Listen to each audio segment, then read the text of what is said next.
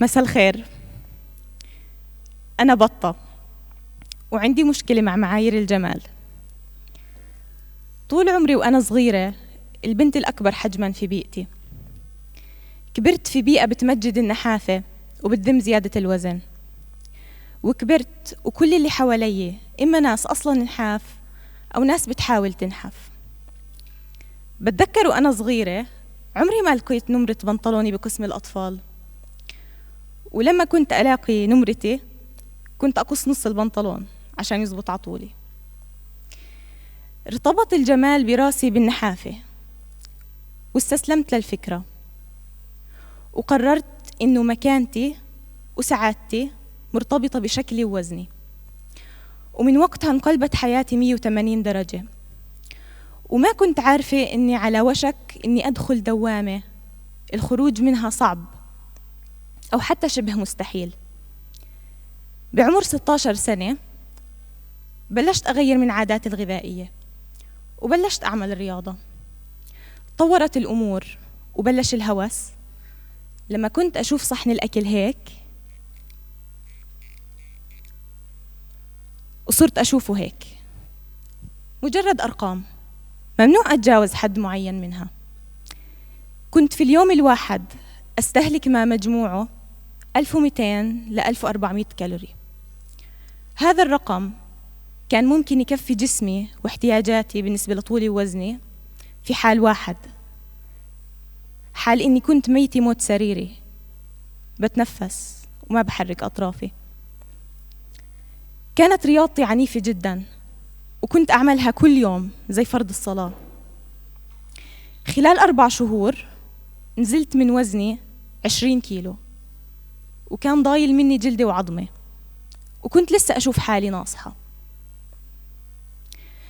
تصرفاتي ظاهرياً كانت توحي بإني إنسان صحي، أكل صحي، رياضة يومية، بس أنا فعلياً كنت مهووسة وبحاجة للمساعدة. بلشت أفقد متعة المناسبات الاجتماعية. كنت إما أتجنب أروحها، ولما أنجبر أروح كنت أضل قاعدة طول الوقت خايفة مرعوبة حد يضيفني إشي ما بعرف سعراته، ولما أقرر أكل كنت أضل ماسك الآلة الحاسبة. كل لقمة تدخل تمي تدخل على الآلة الحاسبة. شفة العصير، كسرة الخبز، حبة اللوز اللي فيها بس 7 سعرات كانت تنجمع على الآلة الحاسبة. لما قررت أمي إنه خلص لازم يصير تدخل طبي، بتذكر كيف الدكتورة طلعت علي من بعيد وحكت لي الرياضة منيحة بس كلي 3 وجبات، وروحتني.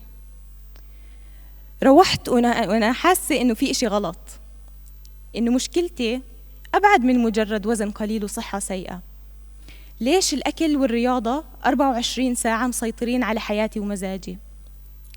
وليش أنا مش قادرة أطلع من فقاعتي بيوم وليلة زي ما دخلتها؟ قررت أقرأ أكتر وأبحث أكتر وأقرأ أكتر عن الأعراض، واكتشفت إني بعاني من اضطراب نفسي اسمه الأنوركسيا.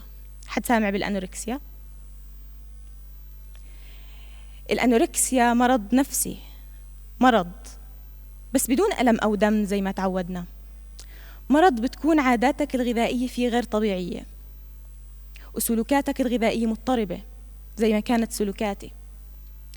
تتشوه في نظرتك لجسدك، وبالفعل كنت كل ما أنحف أصير بدي أنحف كمان، وأضل أشوف حالي ناصحة، لسه مش حلوة، لسه بطة، تقدري تكوني أنحف، تقدري تكوني أحلى. السعادة اللي فكرتها في يوم من الأيام ورا النحافة طلعت في الحقيقة تعاسة ورعب. خليني أصدمكم بحقيقة عن هذا المرض، هو إنه أعلى مسبب للوفيات من بين جميع الأمراض والاضطرابات النفسية، إما عن طريق الانتحار أو سوء التغذية الشديد. يعني وبدون التقليل من شأن مرض الاكتئاب ما بقتل قد ما الأنوركسيا بتقتل. في عالم مثالي كان لازم دكتورتي حولتني على مختص تغذية علاجية ومختص نفسي يقدر يعالج الحالة النفسية المرعبة اللي أنا دخلت حالي فيها. بس المختص النفسي الوحيد اللي كان متاح وقتها كان أنا، والعيادة الوحيدة اللي كنت بقدر أتعالج فيها كانت بين الكتب والمقالات عن هذا الموضوع. مع مرور الأيام والاطلاع أكثر والقراءة أكثر، وللأسف مع استمرار الغرق في التصرفات والسلوكات المضطربة، اكتشفت إنه إذا ما بادرت بالتعافي وساعدت حالي لحالي كان إما ممكن أموت فجأة، أو أعيش مع مرض قلبي مزمن، أو حتى أعيش مع هشاشة العظام طول حياتي. هاي كانت الشرارة اللي صحتني، صحتي اللي كانت بتضيع مني شوي شوي. وليش؟ عشان أكون نحيفة، لأني في يوم من الأيام فكرت إنه السعادة ورا معيار جسدي معين للجمال.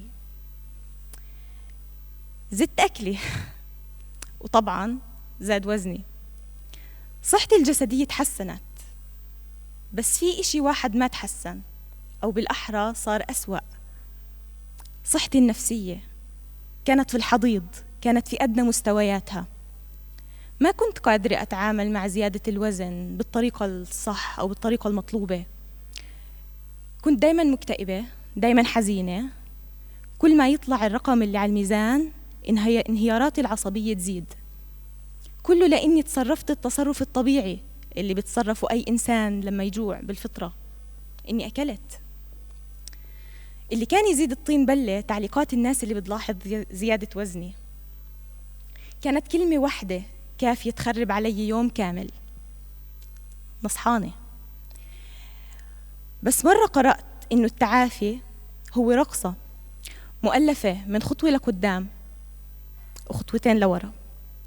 وبالفعل كنت أعيش يوم منيح و10 لأ، بس هسه أنا عندي 10 أيام منيحة ويوم واحد سيء، وحتى اليوم السيء قادرة أتعامل معه أحسن. رحلة التشافي تبعتي كانت طويلة، أطول بكتير من يوم وليلة. اكتشفت خلالها إنه معايير الجمال الجسدي متقلبة ومتغيرة، وإنه كل عصر بيحاول يخضعنا لقالب جديد. في العصور الوسطى كانوا يقدسوا السمنة الزايدة، في أوائل الألفينات كانوا يقدسوا النحل الشديد. كتير مرهق ومتعب ومستهلك للصحة النفسية موضوع ملاحقة هاي المعايير. بس وقت ما أدركت هذا الكلام، ووقت ما أدركت إنه قيمتي ومكانتي هون مش هون، حياتي اللي كانت مقلوبة 180 درجة بسبب الأنوركسيا انقلبت كمان 180 درجة وتعافيت. بس خليني أترككم مع كم سؤال قبل ما أختم. مين اللي حدد معايير الجمال؟ ومين اللي ربط الجمال بالنحافة؟ الحكي والنقد المتعلق بشكلك واللي بتسمعه كل يوم لحالك الصبح على المراية تقدر تسمعه لحدا من أصحابك أو أحبابك؟ وكيف كان ممكن تختلف قصتي لو إني من البداية تقبلت نفسي وتصالحت معها؟ شكراً.